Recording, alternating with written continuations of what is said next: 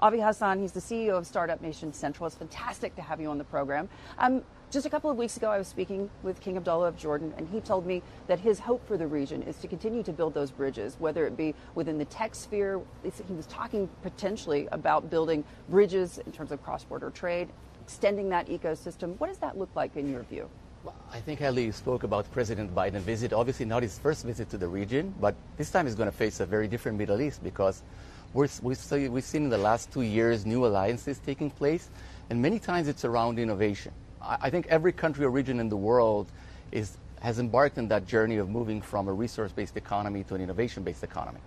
And when you're part of that journey, Israel is a natural partner.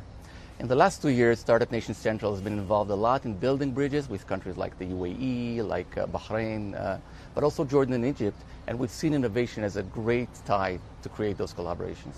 Just talk to me a little bit about how you've seen the growth post-Abraham Accords in terms of the investment flows. Well, I think as Israelis, we're constantly impatient and obviously want to achieve more. But if we look in the objective numbers, they've been quite stellar. Take the UAE as an example. The first year of trade, almost $1 billion of bilateral trade. And this year, 2021, we're expecting to double that number. Now, that's reflected in a variety of areas. So from financial services to technology innovation, medical and healthcare collaboration. We have seen a lot of people-to-people relationship, which I believe is the key to making this relationship resilient. What are the challenges in your view in terms of expanding these ecosystems throughout the region? Is it still all politics? Well, I think, first of all, let me say that while collaboration is key and important, it's always hard. I mean, when you go beyond your national borders and work with other culture, that creates always a complicated environment to do. But I've seen true desire and will, not just in the leadership space, but also, again, in the communities which understand that in order to seize the joint opportunities and also to confront mutual challenges, from food shortages to environmental crisis and so on, we need to work together.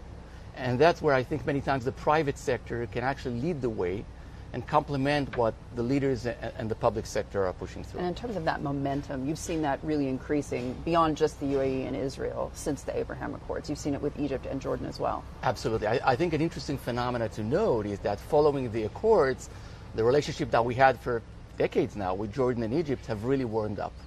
And we see both Jordan and Egypt coming into the table much more willingly, both because of fear of missing opportunity and seeing what has progressed with countries like Morocco, Bahrain, and the UAE.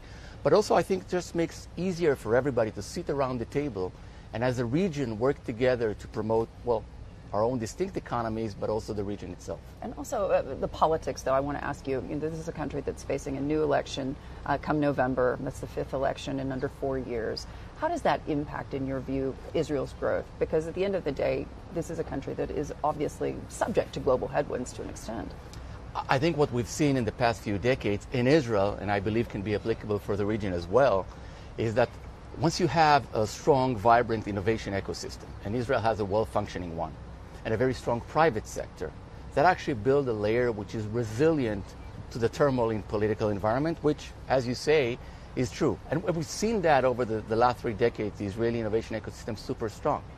What we want to achieve is to have exactly that same network of relationship that would hold any political changes in the respective countries in the region or any tension that might arise due to other political issues. That's our vision for the region. One of the questions is in terms of the investment. You see a lot of UAE investment going into Israeli startups, for example. Mubadala, I know, has been an active investor, at least so far. Obviously, the Public Investment Fund of Saudi Arabia as well. It's interesting, though, lots of folks wondering when you're going to see more Israeli investment in UAE startups and in startups, for example, in Jordan and elsewhere. When does that begin in your view? Well, I'll tell you again from our perspective at Startup Nation Central, one of the things we try to do is work with those respective countries to build their ecosystem. And we're happy to share our knowledge in doing that because, as I said, we do have a vibrant startup scene. I think the more you see the cadre of entrepreneurs, the new startups, you're going to see Israeli investors expanding because one of the things we have here is both on the institutional level and the venture capital level, the ability to work with those ecosystems as they evolve. Yeah,